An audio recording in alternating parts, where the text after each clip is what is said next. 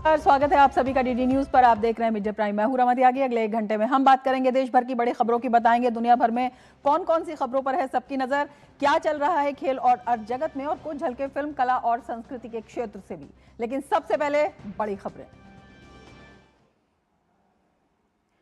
Myanmar के राष्ट्रपति you Ming आंग ह्लाइंग ने की पीएम मोदी से मुलाकात। दोनों नेताओं के बीच कई अहम मुद्दों पर चर्चा। द्विपक्षीय संबंधों में जुड़ा नया अध्याय।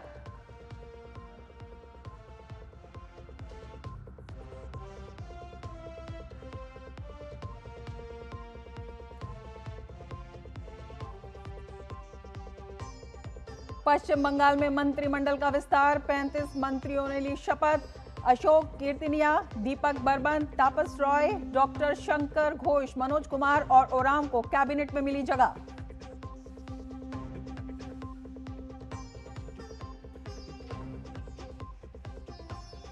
भारत ओमान व्यापार समझौता आज से लागू। घरेलू रोजगार और एमएसएमईज को मिलेगा बढ़ावा। ओमान ने 98.08% टैरिफ लाइंस पर किया शुल्क शून्य।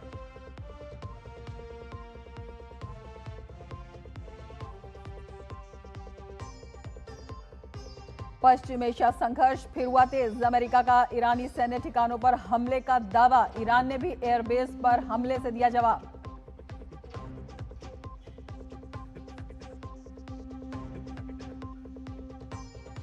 और एशियाई खेलों के लिए भारतीय पुरुष कुश्ती टीम का हुआ चयन। लखनऊ में हुए ट्रायल में ओलंपिक पदक विजेता अमन सहरावत समेत दीपक पुनिया और सुजीत कलकल ने बनाई जगह।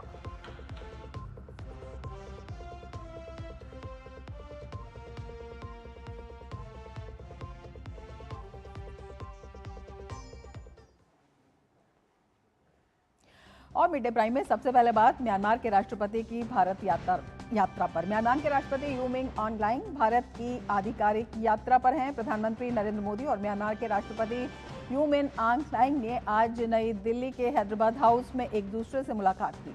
प्रधानमंत्री नरेंद्र मोदी ने राष्ट्रपति ह्लाइंग का गर्मजोशी से स्वागत किया। मुलाकात के दौरान दोनों नेताओं के बीच कई अहम मुद्दों पर बातचीत हुई, जिसमें द्विपक्षीय संबंधों को नई ऊंचाइयों पर ले जाने और विभिन्न रणनीतिक मुद्दे शामिल हैं।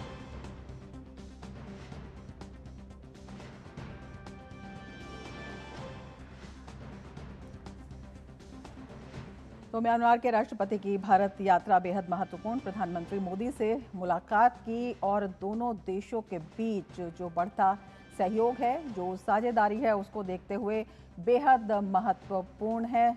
विशेषकर म्यांमार की अगर बात करते हैं तो आसियान कंट्रीज का ये प्रवेश द्वार माना जाता है। उसकी दृष्टि से कितना महत्वपूर्ण है। जब हम पूर्वोत्तर राज्यों की भी बात करते हैं तो सभी विषयों पर हम विस्तार से आपको जानकारी देंगे। हमारे संवाददाता अखिलेश सुमन हमारे साथ इस वक्त जुड़ चुके हैं। अखिलेश, अगर हम म्यांमार के राष्ट्रपति की भारत यात्रा की बात करते हैं तो किन मायनों में ये महत्वपूर्ण है? किस तरह से जो वर्तमान परिदृश्य में जो वर्ल्ड ऑर्डर चल रहा है उसको देखते हुए, तमाम मुद्दों को देखते हुए, तमाम विषयों को देखते हुए किस तरह से देखते हैं इस यात्रा को? देखिए, उस मायने में अगर देखें तो बहुत ही महत्वपूर्ण यात्रा है, क्योंकि खास तौर के जब देख रहे हैं कि रूस यूक्रेन युद्ध की वजह से दुनिया में एक संकट की स्थिति खड़ी हुई है। दूसरी तरफ ईरान और अमेरिका के बीच में जो लड़ाई चल रही है उसकी वजह से एक विकट स्थिति पैदा हुई है। उसके साथ साथ रेयर अर्थ मटेरियल के मामले में भी जो एकाधिकार है चीन का, उसकी वजह से भी दुनिया में एक संकट है। और चौथी जो बात है कि जो पूरा ग्लोबल साउथ है, ग्लोबल साउथ इस पूरे घटना चक्र की वजह से उसका विकास अवरुद्ध हो रहा है। उसकी जो आवश्यक जरूरतें हैं वो पूरी नहीं हो रही है।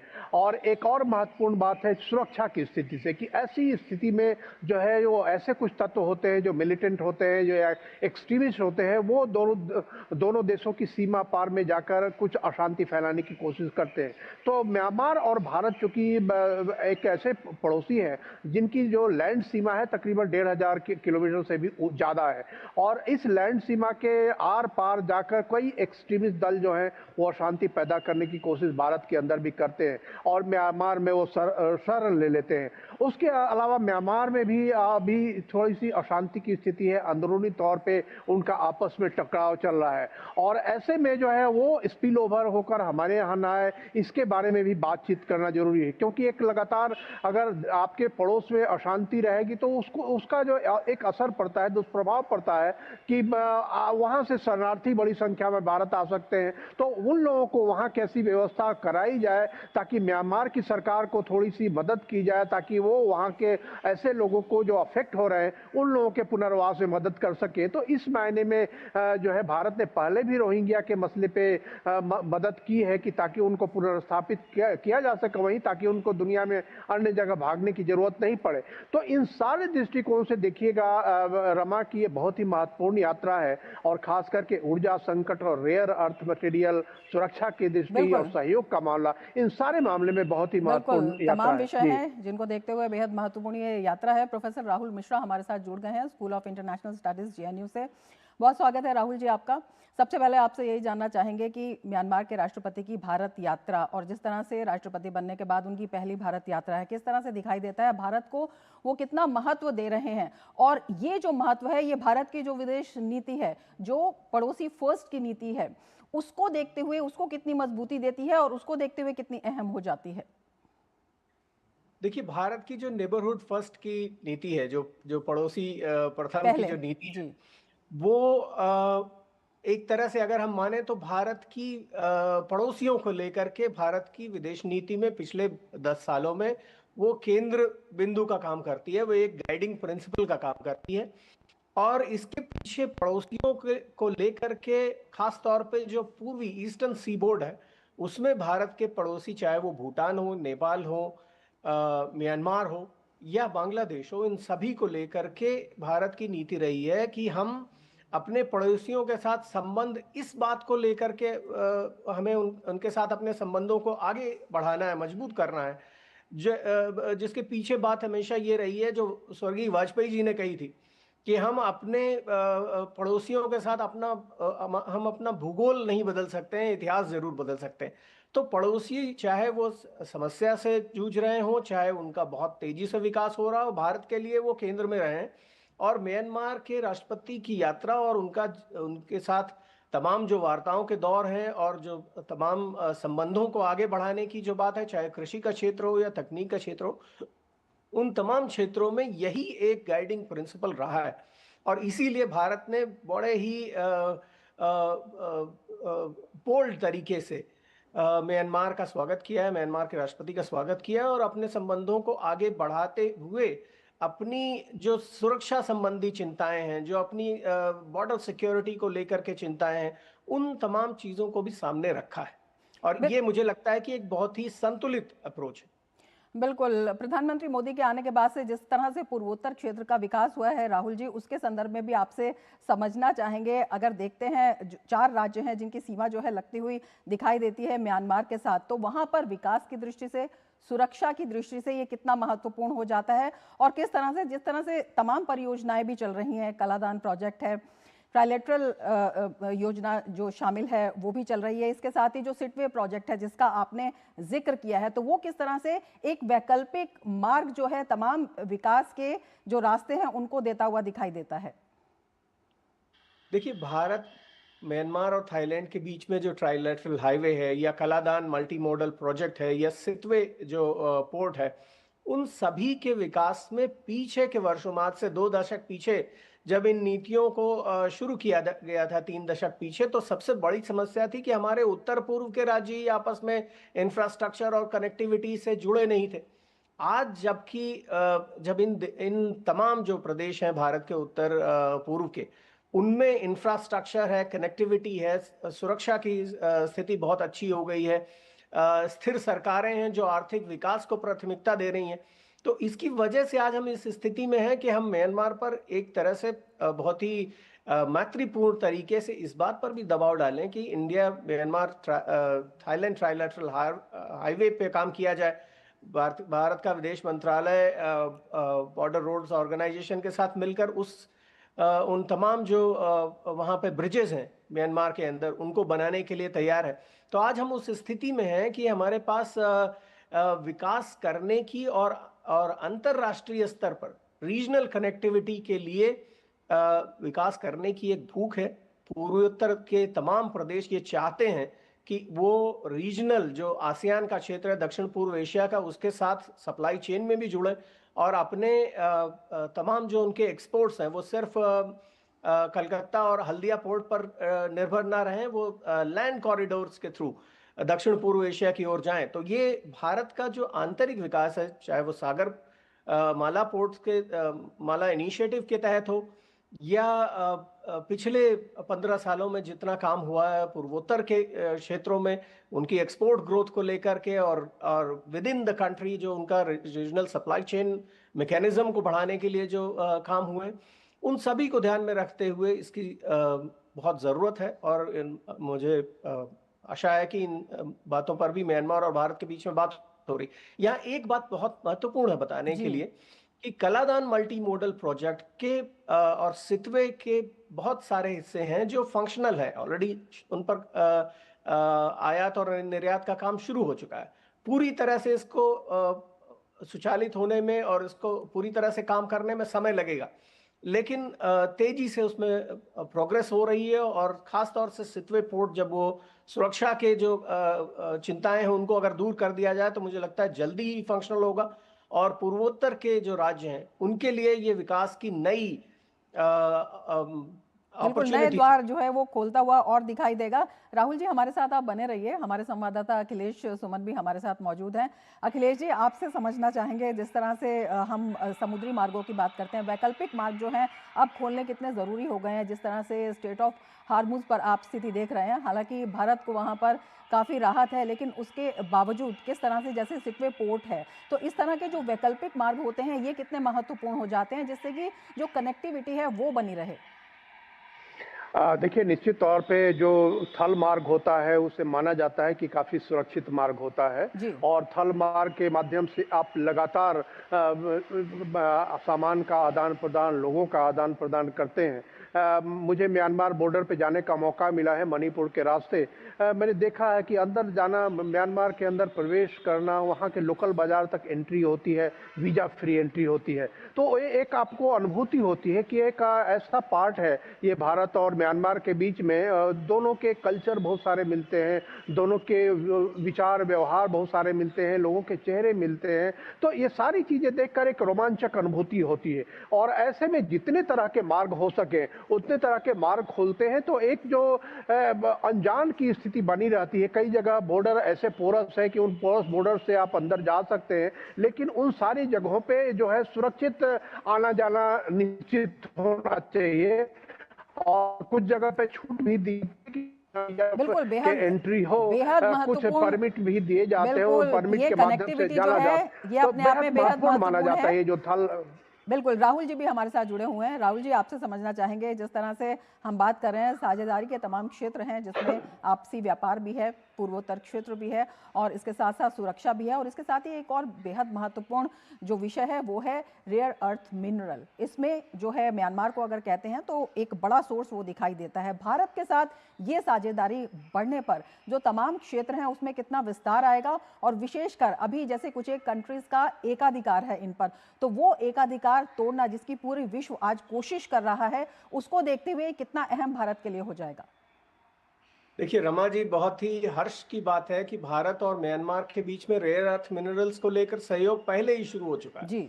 और जब मैंने इंफ्रास्ट्रक्चर की बात कही पूर्वोत्तर के प्रदेशों में, तो एक बड़ा डेवलपमेंट ये है कि पूर्वोत्तर के क्षेत्रों में रेयर अर्थ मिनरल्स की प्रोसेसिंग यूनिट्स भी स्थापित हो चुकी हैं। असम के अंदर एक बहुत बड़ी प्रोसेसिंग यूनिट है जिसका ये काम है कि रेयर अर्थ मिनरल्स जो म्यांमार से भारत आएंगे उनकी प्रोसेसिंग होगी, और वो प्रोसेसिंग करके बेंगलोर, हैदराबाद और तमाम जो चेन्नई, मुंबई, जहां पर भी हमारे सेमीकंडक्टर इंडस्ट्री के जो फैक्ट्रीज हैं उनको मदद मिलेगी चिप्स बनाने में। तमाम सेमीकंडक्टर के जो इक्विपमेंट्स हैं, फ़ोन टेक्नोलॉजी हो या आर्टिफिशियल इंटेलिजेंस की यूनिट्स हो या वो इलेक्ट्रिक व्हीकल्स हो, इन तमाम क्षेत्रों में सेमीकंडक्टर का बहुत बड़ा योगदान है। भारत ने पिछले कुछ वर्षों में ये कोशिश की है कि रेयर अर्थ मिनरल्स के क्षेत्र में म्यांमार का जो शोषण हो रहा है हमारे पड़ोसी देशों द्वारा, उनको खास तौर पर चीन के द्वारा जो हो रहा है उसको रोक लगाई जाए, क्योंकि वहाँ उनकी नीतियाँ, चीन की नीतियाँ बहुत ही शोषण करने वाली हैं, और वो कॉन्फ्लिक्ट जोन्स में उनका सिर्फ एक उद्देश्य है कि इन तमाम मिनरल्स को वो अपने फायदे के लिए इस्तेमाल करें। भारत की नीति इसके एकदम उलट है। भारत ने जो अब फिलहाल जो कचिन क्षेत्र में और शान क्षेत्र में जो भी लोकेशंस आइडेंटिफाई की हैं, वहां पर निवेश के साथ साथ भारत की कोशिश ये है कि इन क्षेत्रों का अपना विकास हो, तो म्यांमार का विकास और साथ में भारत का विकास, और भारत के लिए ये आयात की एक बड़ी संभावना विकसित हो, जिससे भारत और म्यांमार के बीच में जो कुल व्यापार है वो भी तेजी से आगे बढ़े। क्योंकि हमें ये समझना होगा, भारत और म्यांमार के बीच में, अखिलेश जी ने बहुत अच्छी बात कही, मैंने म्यांमार भारत के बॉर्डर पर काफ़ी समय बिताया है तमाम जी विजिट्स में। तो भारत और म्यांमार के बीच में जो सीमा का जो व्यापार है वो सिर्फ बाजार हाट से बढ़कर इंडस्ट्रियल स्केल पर उसका जाना बहुत ज़रूरी है। म्यांमार की आर्थिक स्थिति के लिए बहुत ज़रूरी है, भारत के पूर्वी क्षेत्रों के लिए, उत्तर पूर्व के प्रदेशों के लिए के विकास के लिए बहुत ज़रूरी है।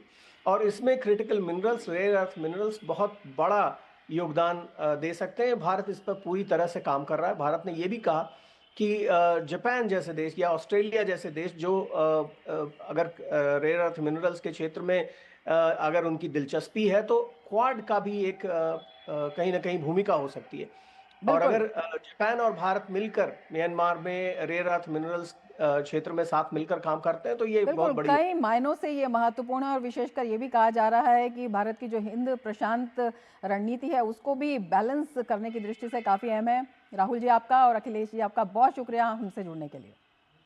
बहुत और आगे बढ़ेंगे, आपको बताएंगे आज से एक और ऐतिहासिक कदम की ओर बढ़ते हुए भारत और ओमान के बीच बहुप्रतीक्षित व्यापक आर्थिक साझेदारी समझौता यानी सेपा आधिकारिक तौर पर लागू हो गया है। ये द्विपक्षीय व्यापार समझौता दोनों देशों के रणनीतिक और आर्थिक रिश्तों को एक नई ऊंचाई पर ले जाएगा। इस समझौते की सबसे बड़ी खासियत यह है कि इससे भारतीय श्रम प्रधान उद्योगों को बहुत बड़ा बूस्ट मिलने जा रहा है। अब भारत के रत्न और आभूषण, कपड़ा, चमड़ा, फुटवियर, कृषि, इंजीनियरिंग उत्पाद, दवाइयां और ऑटोमोबाइल जैसे प्रमुख क्षेत्रों के सामानों को ओमान के बाजारों में शून्य शुल्क पर प्रवेश मिलेगा। ओमान ने भारत के लिए अपनी 98.08% टैरिफ लाइंस पर शून्य शुल्क की पेशकश की है, जबकि भारत ने भी अपनी 77.79% टैरिफ लाइंस पर ओमान को रियायत दी है। हालांकि सरकार ने मेक इन इंडिया और घरेलू उद्योगों के हितों की सुरक्षा का भी पूरा ध्यान रखा है। यही वजह है कि डेयरी, चाय, कॉफी, सोना चांदी और आभूषण जैसे बेहद संवेदनशील उत्पादों को इस टैक्स छूट से पूरी तरह बाहर रखा गया है। यह ऐतिहासिक समझौता सिर्फ वस्तुओं के व्यापार तक सीमित नहीं है, बल्कि इससे हमारे सर्विस सेक्टर को भी जबरदस्त लाभ होगा। अब भारतीय डॉक्टर्स, इंजीनियर्स और अन्य पेशेवरों के लिए ओमान में काम करने के अवसर बढ़ जाएंगे और उनकी आवाजाही बेहद आसान हो जाएगी। वैश्विक व्यापार में विविधता लाने और भारत को एक ग्लोबल मैन्युफैक्चरिंग हब बनाने के संकल्प के तहत ये एक मजबूत कदम है। भारत इससे पहले ब्रिटेन, न्यूजीलैंड और यूरोपीय संघ के साथ भी सफल व्यापारिक रणनीतियों पर आगे बढ़ चुका है। तो भारत और ओमान के बीच सेपा आज से लागू हो गया है। अपने आप में ये बेहद महत्वपूर्ण है। भारतीय सामानों को ओमान के बाजारों में शून्य शुल्क प्रवेश मिल रहा है। इससे भारतीय श्रम प्रधान उद्योगों को एक बड़ा बूस्ट मिलने वाला है। भारत के मेक इन इंडिया को बड़ा बूस्ट मिलने वाला है। निर्यात में भारत को फायदा होगा, विशेषकर भारत के जो रत्न आभूषण हैं, कपड़े हैं, फुटवेयर हैं, इन पर जीरो शुल्क लगेगा। इसके साथ ही जो कृषि है, इंजीनियरिंग उत्पाद हैं, आप बिल्कुल ड्यूटी फ्री हो जाएंगे। इसके साथ ही भारतीय दवा है, ऑटोमोबाइल है, इन पर भी शून्य यानी जीरो ड्यूटी लगेगी। भारत के लिए 98% टैरिफ लाइन जो है वो शुल्क रहित हो गई हैं, जीरो शुल्क उन पर लगेगा। तो ये अपने आप में एक बड़ी बात है। भारतीय पेशेवरों के लिए इससे बड़े अवसर बढ़ते हुए दिखाई दे रहे हैं। भारतीय डॉक्टर्स हैं, इंजीनियर्स हैं, इनको बड़े अवसर मिलेंगे और इसमें जो सर्विस सेक्टर है उसको भी ज़बरदस्त फायदा होगा। और सबसे महत्वपूर्ण बात है, जो श्रम प्रधान उद्योग हैं उनके जो उद्यमी हैं उनको एक बड़ा फायदा मिलने वाला है। पेशेवरों के लिए, जो भारतीय पेशेवर हैं, उनको भी बड़े अवसर मिलेंगे। तो अपने आप में बेहद महत्वपूर्ण जो है ये भारत ओमान के बीच जो सेपा लागू हुआ है ये हो जाता है। भारत और ऑस्ट्रेलिया के रक्षा मंत्रियों के बीच दूसरा द्विपक्षीय रक्षा संवाद आज नई दिल्ली में आयोजित किया गया। इस महत्वपूर्ण बैठक की अध्यक्षता भारत के रक्षा मंत्री राजनाथ सिंह और ऑस्ट्रेलिया के उप प्रधानमंत्री एवं रक्षा मंत्री रिचर्ड माल्स ने की। बैठक में दोनों पक्षों के प्रतिनिधिमंडल ने रक्षा निर्माण में संयुक्त डिजाइन और विकास तथा इंडो पैसिफिक क्षेत्र में साझेदारी के नए अवसरों पर विस्तार से चर्चा की। इस बैठक का मकसद दोनों देशों के बीच रणनीतिक और रक्षा सहयोग को और मजबूत करना है। In the coming years, we work with a renewed momentum, effectively contributing to growth of bilateral defense relations. Excellency, today is the 5th anniversary of elevation of our relations to comprehensive strategic partnership. I appreciate the significant strides made in our bilateral relationship across a wide range of sectors, from political exchanges to defense partnership. As you said, today we meet on the 5th anniversary of the comprehensive strategic partnership. And we're deeply grateful to your government, to Prime Minister Modi and his leadership, which has seen the relationship between our two countries move to a completely different level. You know, the world is a challenging, a volatile and unpredictable place. And in this moment, we feel we have never had more strategic alignment with India than we do now. बैठक से पहले Australia के उप प्रधानमंत्री एवं रक्षा मंत्री Richard malls का guard of honour के साथ स्वागत किया गया।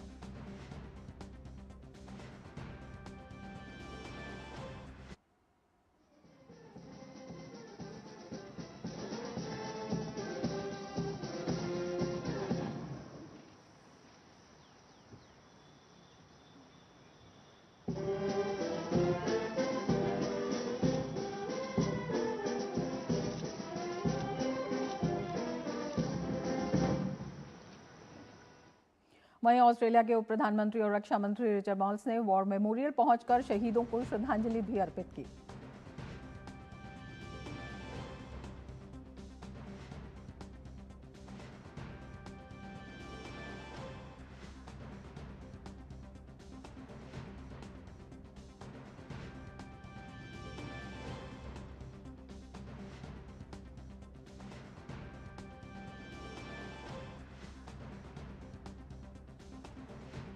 भारत और अमेरिका के बीच राजधानी नई दिल्ली में 4 दिवसीय द्विपक्षीय व्यापार वार्ता शुरू होने जा रही है। इस बैठक में दोनों देशों के मुख्य वार्ताकार प्रस्तावित अंतरिम व्यापार समझौते के कानूनी मसौदे और उसकी बारीकियों को अंतिम रूप देने पर गहन चर्चा करेंगे। इस उच्च स्तरीय बैठक में अमेरिकी प्रतिनिधिमंडल का नेतृत्व ब्रेंडन लिंच कर रहे हैं, जबकि भारतीय दल की ओर से वाणिज्य विभाग की अतिरिक्त सचिव दर्पण जैन कमान संभालेंगे। 4 दिवसीय बैठक के दौरान मुख्य रूप से बाजार पहुंच और गैर टैरिफ बाधाओं को दूर करने, सीमा शुल्क प्रक्रियाओं को सरल बनाने, निवेश को प्रोत्साहन देने और आर्थिक सुरक्षा सहयोग को मजबूत करने जैसे रणनीतिक क्षेत्रों पर ध्यान केंद्रित किया जाएगा। इससे पहले दोनों देशों द्वारा 7 फरवरी को जारी संयुक्त बयान के बाद वार्ता शुरू हुई, जिसमें व्यापार समझौते BTA के पहले चरण की रूपरेखा प्रस्तुत की गई।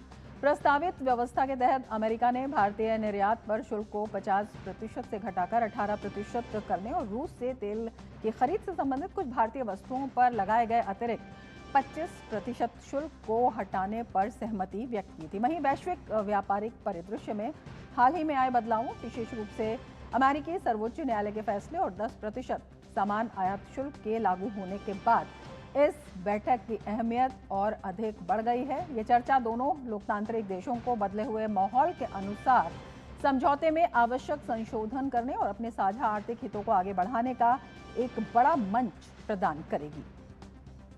दोनों देशों के बीच होने वाले इस व्यापार समझौते से भारत के निर्यातकों को एक नई रफ्तार मिलेगी।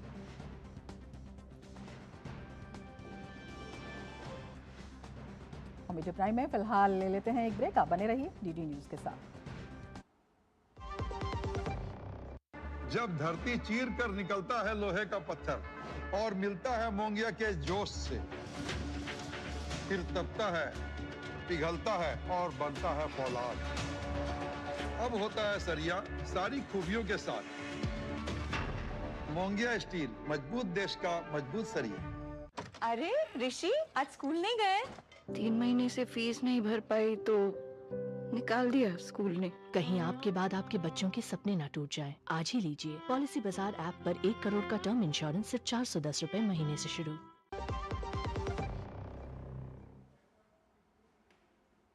पश्चिम बंगाल में शुभेंदु सरकार के मंत्रिमंडल का विस्तार हो गया है। 35 मंत्रियों ने पद एवं गोपनीयता की शपथ ग्रहण की। कैबिनेट विस्तार के बाद पश्चिम बंगाल में मंत्रिपरिषद की कुल संख्या बढ़कर 41 हो गई है। इसमें 13 कैबिनेट मंत्री, 3 स्वतंत्र प्रभार वाले राज्य मंत्री और 19 राज्य मंत्री शामिल हैं। 13 कैबिनेट मंत्रियों में तपस रॉय, दीपक बर्मन, अर्जुन सिंह, जगन्नाथ चट्टोपाध्याय, स्वप्न दास गुप्ता, कल्याण चक्रवर्ती, श्वास दूत मुखोपाध्याय, दूत कुमार मंडल, अजय कुमार पोद्दार, शंकर घोष, अरूप कुमार दास, गौरी शंकर घोष और मनोज कुमार उरांव शामिल हैं। वहीं 3 स्वतंत्र प्रभार वाले राज्य मंत्रियों में इंद्रनील खां, मालती रावा रॉय और राजेश महतो शामिल हैं। इसके अलावा जोएल मुर्मू, अशोक डिंडा, उमेश राय, कौशिक चौधरी, कलिता माझी, मौमिता विश्वास मिश्रा, गार्गी घोष दास, दीपंकर जाना, पूर्णिमा चक्रवर्ती, हरिकृष्ण बेरा, आनंदमय बर्मन, शांतनु प्रमाणिक, अमेय किस्कू, विराज विश्वास, भास्कर भट्टाचार्य, दिवाकर घरामी, सुमना सरकार, विशाल लामा और नदर चांद बाउरी राज्य जो हैं वो राज्य मंत्री के रूप में शामिल हुए हैं। तो शुभेंदु सरकार में नए मंत्री आप देख रहे हैं। मंत्रिमंडल में क्षेत्रीय संतुलन और सामाजिक समीकरणों को बेहद बारीकी से साधा गया है। आइए सुनते हैं इन नए चेहरों ने मंत्री पद की शपथ लेने के बाद क्या कहा। अनुभूति इज ऑसम। ये बोलने का कोई लायक नहीं है, लेकिन थोड़ा बहुत टेंशन भी है। हम सोचे नहीं थे कैबिनेट मिलेगा, तो ये दायित्व भी बढ़ गया है। वो दायित्व निभाना कठिन काम है, लेकिन करेंगे। एक अनन्य अनुभूति है। हमारी सरकार नहीं थी, आज हमारा सरकार है। हम लगभग 50 साल से विरोधी है, तो आज से बहुत दायित्व भी आ गया और ये बंगाल को एक उन्नत सुनार बांग्ला हम बनाएंगे, यही कोशिश हमारा रहेगा। आनंद का वार्ता ये है कि मंदिर हम बना है। बहुत दिन से हम उनको से लड़ाई किया और लड़ाई के बाद अभी जो सुझाव मिला है ना, वो बहुत अच्छा का बात है। ये गर्व का बात है। सरकार जो काम हमको कराने के लिए बता जाएगा, वो काम हम पूरा करेगा, ये मेरा तय है। ये आसान नहीं था। हमने सपने में भी नहीं सोचा था कि हम जीतेंगे। हमारे दिल ने हम पर भरोसा किया। उन्होंने देखा था हमारी मेहनत को। आज मैं बहुत खुश हूँ। तो शुभेंदु सरकार के मंत्रियों ने शपथ लेने के बाद कहा कि पूरी निष्ठा के साथ वो अपना दायित्व निभाने के लिए तैयार है और जनता के विश्वास पर खरे उतरेंगे। अपने आप में ये मंत्रिमंडल बताया जा रहा है कि जो क्षेत्रीय और सामाजिक संतुलन है उसको भी इसमें साधा गया। हमारे संवाददाता सौरभ दत्ता हमारे साथ जुड़ गए हैं और ज़्यादा जानकारी के साथ। सौरभ, आपसे समझना चाहेंगे किस तरह से ये जो मंत्रिमंडल विस्तार है, किस तरह से क्षेत्रीय और सामाजिक संतुलन इसमें साधा गया है और ये कितना महत्वपूर्ण भी है? रमा जी, देखिए, जो मंत्रिमंडल भाजपा की पहली सरकार की जो पूरी मंत्रिमंडल गठन हुआ है, उसमें साफ तरीके से देखा जा रहा है कि सभी समुदाय, चाहे वो आदिवासी समुदाय हो, राजवंशी समुदाय हो, और भी जो पिछड़े वर्ग है और भी जो समुदाय है, उनका जो एक रिप्रेजेंटेशन देखने को मिल रहा है मंत्रिमंडल में। और साथ ही साथ जो लोग भाजपा के लिए इस बंगाल में जो भाजपा को जो ये सफलता मिली, इसके पीछे जिन लोगों का अवदान है, जिन लोगों का संघर्ष है, अपने अपने क्षेत्र में पार्टी के लिए काम किए हैं, उनको मंत्रिमंडल में लाया गया है। और आप और एक बात देखें तो जो यहाँ के जो संघ के जो नेता हैं, उनको भी इस मंत्रिमंडल में लिया गया है। महिलाओं का एक रिप्रेजेंटेशन है। अभी जो हम अभी तक जो डेटा हमारे पास है, उसके हिसाब से नॉर्थ बंगाल से 10 मंत्री हैं। यहाँ पर 10 मंत्री में से निश्चित प्रामाणिक, शंकर घोष, दीपक बर्मन, मनोज उरांव ये पूर्ण मंत्री बने हैं। और एमओएस इंडिपेंडेंट के चार्ज में है कोच बिहार के तूफानगंज के विधायक मालती राभा राय, मालदा के हबीबपुर के जोएल मुर्मू, उत्तर दिनाजपुर के रायगंज के कौशिक चौधरी, करन दिघिर विराज विश्वास, दार्जिलिंग के माटीगारा नक्सलबाड़ी से आनंदमय बर्मन और अलीपुर द्वार के कालचिनी के विधायक विशाल लामा। नॉर्थ बंगाल हमेशा भाजपा का गढ़ रहा है, तो उसी नॉर्थ बंगाल से आप देख सकते हैं कि 40 मुख्यमंत्री को मिलाकर 41 मंत्री विधायकों की मंत्रिसभा है। तो उनमें से 10 उत्तर बंगाल से यानी नॉर्थ बंगाल से हैं। कोलकाता और हावड़ा को मिलाकर यहाँ से उत्तर कोलकाता के मानिकतला से तापस राय काफी सीनियर लीडर है भाजपा के, उनको मंत्रित्व दिया गया है। वो प्रोटेम स्पीकर के हिसाब से भी इस सरकार के कुछ दिन काम किए हैं। और फिर दक्षिण कोलकाता के सपन दासगुप्त, हम जहां खड़े हैं अभी, अब जहां से रिपोर्टिंग कर रहे हैं, वो दक्षिण कोलकाता के अंदर ही आता है। रास बिहारी एलिट बंगाली के रिप्रेजेंटेटिव माने जाते हैं सपन दासगुप्त को। तो ये रास बिहारी साउथ कोलकाता ममता बनर्जी का गढ़ था, तो वहां से सपन दासगुप्त जीते हैं, तो उनको भी मंत्रित्व मिला है, पूर्ण मंत्रित्व मिला है। और ऐसा आशा किया जा रहा है कि उनको एजुकेशन डिपार्टमेंट मिल सकता है। कुछ लोगों का कहना है फिनांस डिपार्टमेंट भी मिल सकता है। श्यामपुकुर में पूर्णिमा चक्रवर्ती आप कह सकते हैं कि पहली बार एमएलए सीट पर खड़ी हुई है। और लगातार पिछले 2021 से लगातार देखा गया है कि सेंट्रल कोलकाता में जब भी कोई महिला मोर्चा का कर्मसूची होता था, प्रोग्राम होता था, तो उसमें पूर्णिमा चक्रवर्ती एक बड़ी फेस होती थी, सामने से लड़ती थी। और वही पूर्णिमा चक्रवर्ती श्यामपुकुर से शशि पांजा, जो ममता बनर्जी की सरकार में एक बड़ी चेहरा थी, उनको हराया है। तो पूर्णिमा चक्रवर्ती को कैबिनेट में उनको मंत्री बनाया गया है, प्रतिमंत्री बने हैं, यानी स्टेट मिनिस्टर बने हैं। और हावड़ा से उमेश राय को स्टेट मिनिस्टर बनाया गया है। हुगली से श्रीरामपुर के विधायक भास्कर भट्टाचार्य, बलागढ़ के विधायक सुमना सरकार प्रतिमंत्री बने हैं।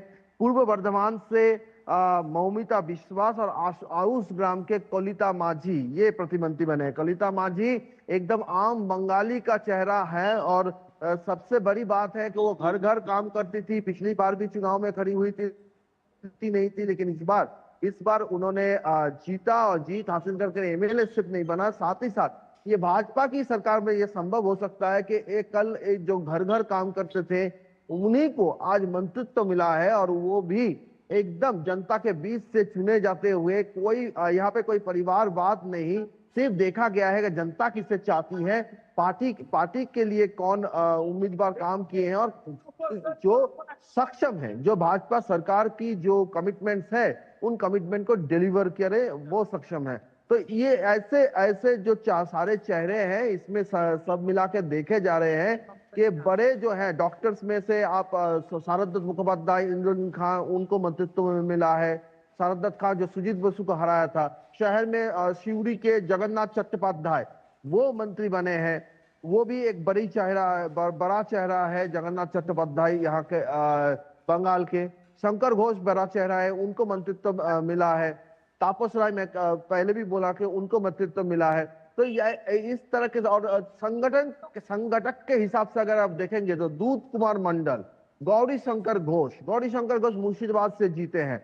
गौरी शंकर घोष वो शख्स है जो मुर्शिदाबाद जब तृणमूल का गढ़ माना जाता था, जिसमें 22 में से 20 सीटें 2021 को तृणमूल को मिला था, वहां पर भाजपा का कमल खिला है बहुत सारे सीटों पर। और वहीं से गौरी शंकर घोष को मंत्रित्व मिला है, पूर्ण कैबिनेट मिला है। आप जानते हैं कि मुस्लिम बहुल जिला है मुर्शिदाबाद, वहां से भाजपा का अच्छा प्रदर्शन करना, तो ये अपने आप में काफी अच्छी बड़ी बात है, तो इसलिए मंत्रित्व भी मिला है।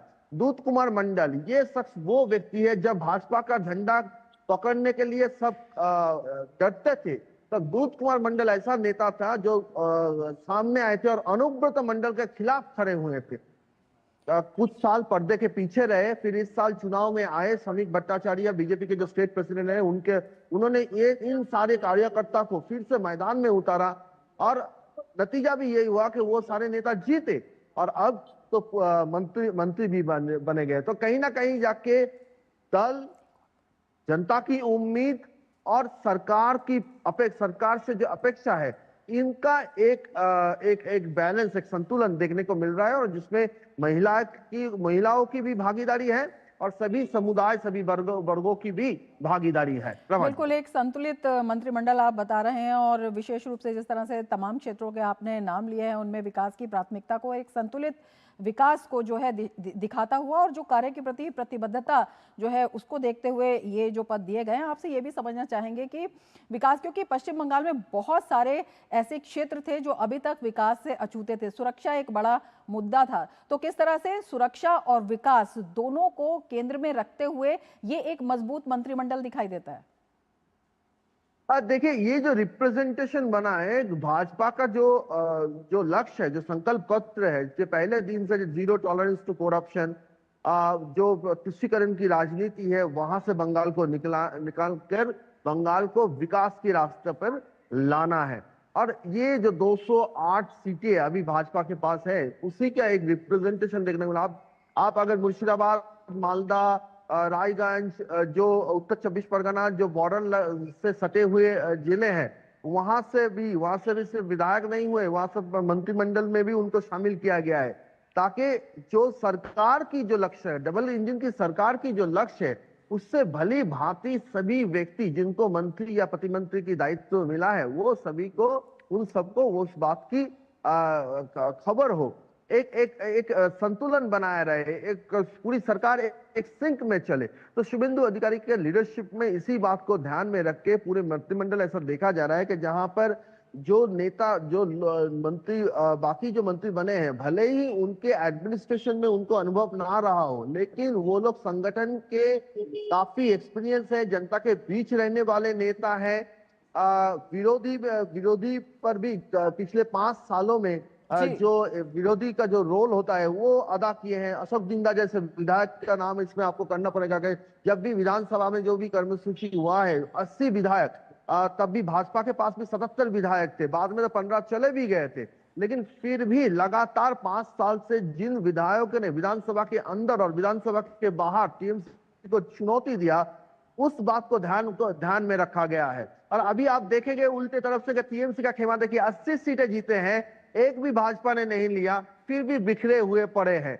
80 का बैठक बुलाया जाता है, 20 जाते हैं, 60 नहीं जाते हैं। और भाजपा का रिकॉर्ड देख लीजिए आप, 77 में से टीएमसी ने खरीदारी किया था, 12 विधायकों को लेकर चले आए थे, 65 थे, लेकिन 65 के 65 पूरे भाजपा के साथ डटे रहे हैं। यहाँ तो 80 जीत के 20 पे 30 दिनों में 20 में उतर आए हैं। रमा जी, बिल्कुल, और ये बेहद महत्वपूर्ण भी है जिस तरह से आप संतुलित और मजबूत मंत्रिमंडल की बात कर रहे हैं, क्योंकि जनता की जो अपेक्षाएं हैं, हालांकि शुभेंदु सरकार ने स्टार्टिंग से ही काम करना शुरू कर दिया है, लेकिन अपेक्षाएं भी काफ़ी हैं वहाँ की स्थिति को देखते हुए। आप नज़र बनाए रखिए सौरभ, बहुत शुक्रिया तमाम जानकारी के लिए। और पश्चिम बंगाल की बीजेपी सरकार ने महिलाओं को बड़ा तोहफा दिया है। पश्चिम बंगाल में आज से महिलाओं को सरकारी बसों में मुफ्त यात्रा की सुविधा मिल रही है। ये योजना राज्य परिवहन निगम की शहरी, उपनगरीय और लंबी दूरी की सभी सरकारी बसों में लागू होगी। इस कदम का उद्देश्य महिलाओं के सशक्तिकरण को बढ़ावा देना और सार्वजनिक परिवहन तक उनकी पहुंच को आसान बनाना है। नियम के तहत बस के भीतर कंडक्टर के सामने पहचान पत्र दिखाना होगा, जिसके बाद महिलाओं को 0 वैल्यू टिकट जारी किया जाएगा, जो उन्हें बिना एक भी रुपया खर्च किए उनकी मंजिल तक पहुंचाएगी। लेकिन पहचान पत्र न होने पर भी उस दिन मुफ्त टिकट दिया जाएगा और भविष्य में पहचान पत्र साथ रखने की सलाह भी दी जाएगी। हर महिला यात्री को अलग टिकट देना अनिवार्य होगा। समूह टिकट जारी नहीं किया जा सकेगा। टिकट पर यात्रा का विवरण दर्ज करना होगा। वहीं लंबी दूरी की बसों में आरक्षित सीटों के लिए बुकिंग के समय दिए गए आईडी नंबर का मिलान करना होगा। इसके साथ ही सरकार ने महिला यात्रियों के साथ सम्मानजनक व्यवहार सुनिश्चित करने के निर्देश दे दिए हैं। साथ ही जोर ये भी दिया गया है कि इस मुफ्त सेवा का लाभ केवल राज्य की वास्तविक महिला निवासियों को ही मिले और किसी भी प्रकार का फर्जीवाड़ा ना हो। तो महिलाओं को एक बड़ा तोहफा पश्चिम बंगाल सरकार की तरफ से। और पश्चिम बंगाल सीआईडी ने टीएमसी के राष्ट्रीय महासचिव अभिषेक बनर्जी को नोटिस देकर उनसे जांच अधिकारियों के सामने पेश होने को कहा है। सीआईडी ने उन्हें आज एजेंसी के भवानी भवन मुख्यालय में पूछताछ के लिए पेश होने का निर्देश दिया है। आपको बता दें, ये नोटिस विधानसभा सचिवालय को सौंपे गए एक मैसेज में पार्टी विधायकों के जाली हस्ताक्षर के कथित इस्तेमाल की जांच के सिलसिले में है, जिसमें शोभन देव चट्टोपाध्याय को विपक्ष के नेता के तौर पर समर्थन दिया गया था।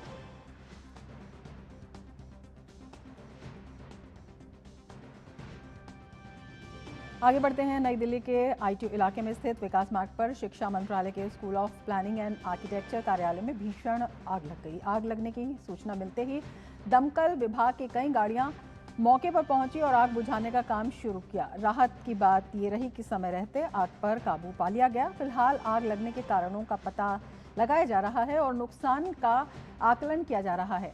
हमारे संवाददाता अजीत द्विवेदी ने मौके पर पहुंचकर स्थिति का जायजा लिया।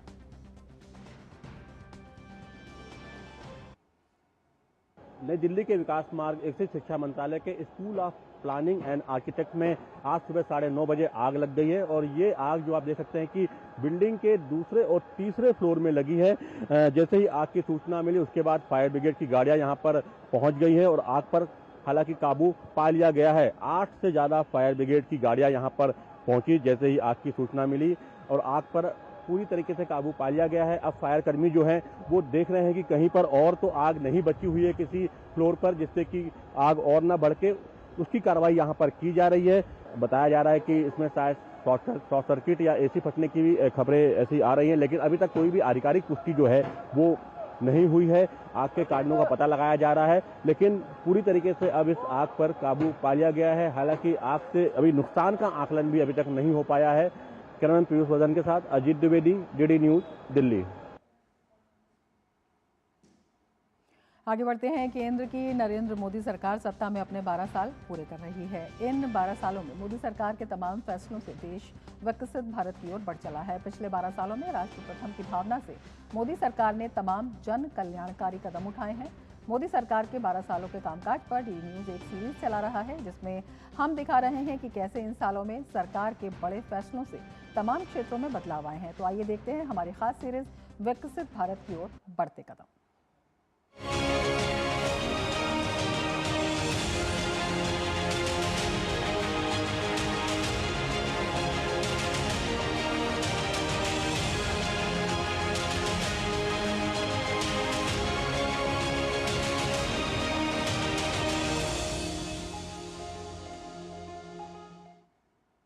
दो 2014 में देश की राजनीति में बड़ा बदलाव आया। प्रधानमंत्री नरेंद्र मोदी के नेतृत्व में एनडीए सरकार ने देश की बागडोर संभाली और उसी के साथ सरकार ने विकास भी और विरासत भी का मंत्र अपनाया। पीएम मोदी के नेतृत्व में लगातार विरासत के संरक्षण और उसे नई पहचान और सम्मान देने का काम किया गया। आखिर क्यों रहे हमारी संस्कृति और विरासत के लिए ये 12 साल बेहद खास? देखिए खास रिपोर्ट।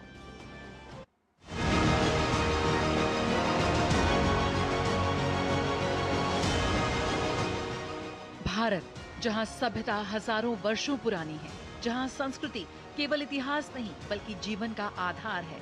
पिछले 12 वर्षों में प्रधानमंत्री मोदी के नेतृत्व में भारत ने अपनी सांस्कृतिक विरासत, आध्यात्मिक पहचान और सभ्यतागत गौरव को नई ऊर्जा दी है। करीब 500 वर्षों के लंबे इंतजार के बाद अयोध्या में रामलला अपने भव्य मंदिर में विराजमान हुए। 5 अगस्त 2020 पीएम मोदी द्वारा भूमि पूजन और शिलान्यास। 22 जनवरी 2024 रामलला प्राण प्रतिष्ठा। 25 नवंबर 2025 मंदिर शिखर पर धर्म ध्वजारोहण। आज अयोध्या केवल एक तीर्थ नहीं बल्कि भारत की सांस्कृतिक आत्मा, लोकतांत्रिक प्रक्रिया और राष्ट्रीय चेतना का प्रतीक बन चुकी है। काशी को नई भव्यता देने का सपना प्रधानमंत्री मोदी ने देखा। 13 दिसंबर 2021 को दुनिया ने देखा भव्य श्री काशी विश्वनाथ कॉरिडोर। करीब 355 करोड़ रुपए की इस परियोजना ने आस्था और आधुनिक सुविधाओं का अद्भुत संगम प्रस्तुत किया। अब गंगा घाट सीधे बाबा विश्वनाथ धाम से जुड़ चुके हैं और करोड़ों श्रद्धालुओं की यात्रा पहले से कहीं अधिक सरल हो गई है। भारत की प्राचीन ज्ञान परंपरा को संरक्षित करने के लिए ज्ञान भारतम मिशन की शुरुआत। देश भर की लाखों पांडुलिपियों को डिजिटाइज कर भारत की बौद्धिक विरासत को भविष्य के लिए सुरक्षित किया जा रहा है। पुरानी सरकारों ने पांडुलिपियों की उपेक्षा करके जो गलती की थी, आज हम उसका सुधार कर रहे हैं। हमने इसके लिए ज्ञान भारतम मिशन शुरू किया है। इस काम में हम टेक्नोलॉजी का इस्तेमाल कर रहे हैं। इस मिशन के तहत प्राचीन पांडुलिपियों का डिजिटाइजेशन किया जा रहा है, उनका वैज्ञानिक तरीके से संरक्षण हो रहा है। स्कैनिंग, केमिकल ट्रीटमेंट और डिजिटल संग्रह जैसे सभी प्रयास इस दिशा में हो रहे हैं। 127 वर्षों बाद भगवान बुद्ध से जुड़े पवित्र पिपरवा अवशेष अपनी जन्मभूमि भारत लौटे। ये केवल अवशेषों की वापसी नहीं थी बल्कि भारत की सभ्यतागत विरासत, आस्था और सांस्कृतिक अस्मिता की पुनर्प्राप्ति थी। हांगकांग में इन पवित्र अवशेषों की नीलामी को भारत सरकार के निर्णायक हस्तक्षेप ने रोका। जुलाई 2025 में इन अमूल्य धरोहरों को सफलतापूर्वक भारत वापस लाया गया। थाईलैंड, वियतनाम, भूटान, मंगोलिया और कई देशों में बुद्ध अवशेष प्रदर्शनियां। नई दिल्ली में the light and the lotus प्रदर्शनी, पहली बार पिपरवार रत्न अवशेषों का हुआ पुनर्मिलन। एक भारत श्रेष्ठ भारत अभियान ने देश की विविध संस्कृतियों को भावनात्मक रूप से जोड़ने का कार्य किया। इस भावना को आगे बढ़ाया काशी तमिल संगमम ने। काशी से तमिलनाडु तक संतों, विद्वानों, कलाकारों और युवाओं का ये संगम भारत की सांस्कृतिक एकता का जीवंत उदाहरण बन गया। प्रधानमंत्री मोदी के नेतृत्व में सरकार ने सिख समुदाय से जुड़े धार्मिक, ऐतिहासिक और सामाजिक मुद्दों पर कई बड़े कदम उठाए। जलियांवाला बाग स्मारक का पुनर्निर्माण, स्वदेश दर्शन योजना के तहत सिख हेरिटेज सर्किट का विकास, साहिबजादों के सर्वोच्च बलिदान व अटूट साहस को नमन, वीर बाल दिवस की शुरुआत, गुरु नानक देव जी की 550वीं जयंती और गुरु गोविंद सिंह जी के प्रकाश पर्व का राष्ट्रीय अंतर्राष्ट्रीय स्तर पर भव्य आयोजन। प्रधानमंत्री मोदी समय समय पर विभिन्न धर्मों के धर्म गुरुओं और प्रतिनिधि मंडलों से संवाद करते रहे हैं। अंतर धार्मिक सम्मेलनों में भी उन्होंने सर्वधर्म सम्मान और सामाजिक सद्भाव का संदेश दिया। हाल के वर्षों में प्रधानमंत्री मोदी ने क्रिसमस समारोह में सहभागिता कर और ईसाई समुदाय के साथ संवाद बढ़ाकर आपसी विश्वास और सौहार्द को मजबूत किया।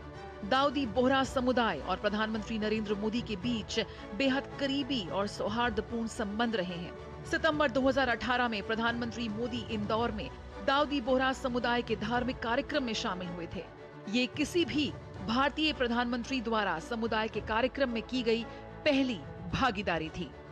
आज भारत अपनी विरासत को केवल सहेज नहीं रहा, बल्कि उसे आधुनिक भारत की शक्ति और वैश्विक पहचान में बदल रहा है।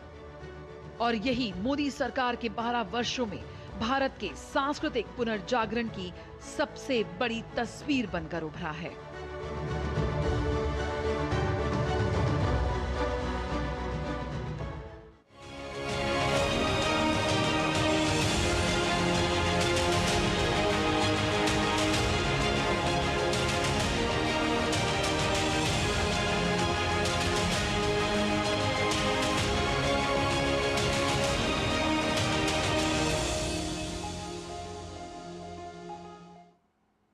6 साल पहले जून 2020 में शुरू हुई पीएम स्वनिधि योजना लाखों रेहड़ी पटरी वालों को आर्थिक रूप से सशक्त बना रही है। इस योजना के तहत 75 लाख से ज्यादा लाभार्थियों ने 1 करोड़ 12 लाख से ज्यादा ऋण लिए हैं। योजना की इन उपलब्धियों को देखते हुए इसे मार्च 2030 तक बढ़ा दिया गया है।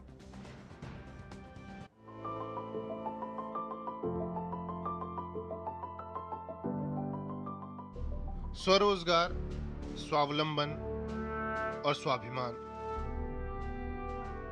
इन उद्देश्यों को ध्यान में रखते हुए लाई गई पीएम स्वनिधि योजना अब तक लाखों रेहड़ी पटरी वालों के जीवन में क्रांतिकारी बदलाव ला चुकी है।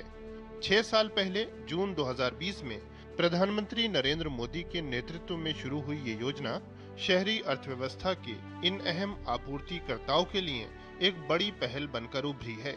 रेहड़ी पटरी वालों को छोटे ऋण के लिए सरकार से मिली गारंटी लाखों परिवारों को आर्थिक रूप से सशक्त बनाने में सफल साबित हुई है। मोदी ने कह दिया था बैंकों से भी और रेहड़ी पटरी वाले भाई बहन को भी, अगर आपके पास गारंटी देने के लिए कुछ नहीं है तो चिंता मत कर दीजिए, मोदी आपकी गारंटी लेता है। पीएम स्वनिधि योजना मोदी की ऐसी ही गारंटी है जो आज रेहड़ी पटरी ठेले ऐसे छोटे छोटे काम करने वाले लाखों परिवारों का संबल बनी है। पीएम स्वनिधि यानी प्रधानमंत्री स्ट्रीट वेंडर्स आत्मनिर्भर निधि योजना की शुरुआत कोविड महामारी की मुश्किल परिस्थितियों में 1 जून 2020 को हुई थी। यह अपनी तरह की पहली माइक्रो क्रेडिट पहल थी जो रेहड़ी पटरी वालों पर केंद्रित थी। इस योजना के तहत हमारी शहरी अर्थव्यवस्था के लिए बेहद अहम इन छोटे विक्रेताओं को सरकार की क्रेडिट गारंटी का सहारा मिला। पीएम स्वनिधि के तहत रेहड़ी पटरी विक्रेताओं को बिना किसी गारंटी के 15,000 रुपए, 25,000 रुपए और 50,000 रुपए के ऋण ब्याज सब्सिडी और क्रेडिट गारंटी सहायता के साथ 3 चरणों में दिए जाते हैं। जो विक्रेता दूसरे चरण का ऋण सफलतापूर्वक चुका देते हैं वो 30,000 रुपए तक की सीमा वाले UPI linked RuPay credit card के भी पात्र होते हैं। इस योजना से लाखों रेहड़ी पटरी विक्रेता ऋण के कुचक्र से बचने के अलावा अतिरिक्त स्टॉक रखने और नए उत्पाद खरीदने में सक्षम हुए हैं। बीते 6 वर्षों में पीएम स्वनिधि एक ऋण गारंटी योजना से कहीं आगे बढ़कर एक देशव्यापी आंदोलन बन चुकी है, जो देश की अनौपचारिक अर्थव्यवस्था में काम करने वाले लाखों लोगों को आर्थिक रूप से सशक्त बनाने, उन्हें डिजिटल दुनिया से जोड़ने और सामाजिक सुरक्षा देने का काम कर रही है। 5% पर ब्याज पर पैसा लेते थे, सुबह लेते तो शाम को वापस करना पड़ता था, चाहे मेरा दुकानदारी हो या ना हो। पीएम स्वनिधि के तहत ही हमारे दुकान में इतना व्यवसाय हो गया, जिससे हमारा हर एक तरीके से वृद्धि हुई। इनकी सहायता लेते हुए अपने व्यवसाय को आगे से आगे ले जाने का कोशिश करे तो वो सफलता जरूर हासिल करेगा। बाजार में सब्जी बेचने वालों से लेकर गलियों में घूमकर फल बेचने वाले और सड़क किनारे जूते ठीक करने वाले मोची से लेकर दफ्तरों के बाहर चाय बेचने वालों तक लाखों रेहड़ी पटरी वाले मिलकर हर दिन भारत की शहरी अर्थव्यवस्था में अपनी जरूरी सेवाएं देते हैं। शहरी और कस्बाई अर्थव्यवस्था के इन बेहद अहम आपूर्तिकर्ताओं के चलते करोड़ों लोगों को किफायती सामान और सेवाएं मिलती हैं। हालांकि औपचारिक ऋण तक इन लोगों की पहुंच बहुत कम थी, जिसकी वजह से इन्हें बहुत ज्यादा ब्याज दरों वाले अनौपचारिक ऋण पर निर्भर रहना पड़ता था। इसी स्थिति को बदलने के लिए लाई गई पीएम स्वनिधि योजना से जबरदस्त बदलाव आया है। इस योजना के तहत 75 लाख से ज्यादा लाभार्थियों ने 1 करोड़ 12 लाख से ज्यादा ऋण लिए हैं, जिनकी कुल रकम 17,800 करोड़ रुपए से ज्यादा है। इस योजना के तहत 55 लाख से ज्यादा लाभार्थियों को डिजिटल माध्यम से जोड़ा गया है। एक साथ मिलकर उन्होंने लगभग 8,96,000 करोड़ रुपए के 841 करोड़ से ज्यादा डिजिटल ट्रांजैक्शन किए हैं। पीएम स्वनिधि के तहत लाभार्थियों को डिजिटल कैशलेस प्रोत्साहन और ब्याज सब्सिडी के जरिए लगभग 800 करोड़ रुपए भी मिले हैं। पीएम स्वनिधि ने मुझे लोन ही दिया, बेसिकली खुद पैरों पे खड़े होने का एक साहस दिया। मोदी जी ने हमारे लिए इतना योजना को चलाकर इतना सब कुछ किया है कि एक औरत कहीं हार नहीं मान सकती, हर काम को आगे बढ़ा के लेके जा सकती। योजना की इन उपलब्धियों को देखते हुए पीएम स्वनिधि को मार्च 2030 तक बढ़ा दिया गया है। प्रधानमंत्री नरेंद्र मोदी के विजन के साथ शुरू हुई पीएम स्वनिधि योजना अनेक परिवारों के लिए स्वरोजगार, स्वावलंबन और स्वाभिमान प्रदान करने में मददगार साबित हो रही है। Bureau report, DD news. देश के आर्थिक मोर्चे से एक अच्छी खबर आई है। मई 2026 में सरकार का गुड्स एंड सर्विसेज टैक्स यानी जीएसटी कलेक्शन मजबूत बना रहा है। आधिकारिक आंकड़ों की बात करें तो उनके अनुसार मई के महीने में देश का सकल जीएसटी संग्रह 1.94 लाख करोड़ रुपए रहा, जो पिछले वर्ष के मई महीने के 1.88 लाख करोड़ रुपए की तुलना में 3.2% ज्यादा है। वहीं शुद्ध जीएसटी राजस्व 1.67 लाख करोड़ रुपए रहा, जिसमें 3.3% की वृद्धि दर्ज की गई। आयात से मिलने वाला जीएसटी राजस्व 19.1% बढ़कर 59,654 करोड़ रुपए पहुंच गया है, जिससे कुल संग्रह को मजबूती मिली है। रिफंड की बात करें तो मई 2026 में कुल जीएसटी रिफंड 27,281 करोड़ रुपए रहा है, जो पिछले वर्ष की तुलना में 2.6% ज्यादा है। वहीं शुद्ध जीएसटी संग्रह बढ़कर 1,66,904 करोड़ रुपए पहुंच गया है। सरकार ने आंकड़ों के साथ साथ एक महत्वपूर्ण स्पष्टीकरण भी दिया है। मई 2025 के जीएसटी संग्रह में एक दूरसंचार कंपनी द्वारा स्पेक्ट्रम आवंटन के लिए किया गया लगभग 10,000 करोड़ रुपए का एक मुश्त भुगतान शामिल था। इस विशेष भुगतान को हटाकर देखें तो मई 2026 में सकल जीएसटी संग्रह की वास्तविक वृद्धि 9% और घरेलू जीएसटी संग्रह की वृद्धि 5% रही। इस तरह से समायोजित शुद्ध जीएसटी राजस्व में 10.1% की वृद्धि यानी बढ़ोतरी दर्ज हुई है। राज्यों के प्रदर्शन पर अगर हम नजर डालते हैं तो घरेलू जीएसटी संग्रह में सबसे मजबूत प्रदर्शन उत्तर प्रदेश ने किया। यहां पर संग्रह 13% बढ़ गया है, 8,728 करोड़ रुपए ये बढ़कर हो गया है। हरियाणा में 8% और इसके साथ ही तेलंगाना में 6% और आंध्र प्रदेश में 3% की वृद्धि दर्ज की गई है। कुल मिलाकर मई 2026 के जीएसटी आंकड़े ये संकेत देते हैं कि आयात और अंतर्राष्ट्रीय व्यापार से जुड़े राजस्व में मजबूत वृद्धि बनी हुई है। घरेलू मांग में कुछ नरमी के बावजूद समायोजित आंकड़ों के आधार पर जीएसटी संग्रह की स्थिति सकारात्मक बनी हुई है। और आगे बढ़ेंगे। अमेरिका और ईरान के बीच एक बार फिर से सैन्य तनाव गहरा गया है। ईरान द्वारा अमेरिका के एक MQ-1 प्रीडेटर ड्रोन को मार गिराए जाने के बाद अमेरिका ने जवाबी कार्रवाई करते हुए ईरानी रडार और ड्रोन नियंत्रण स्थलों पर भीषण बमबारी की है।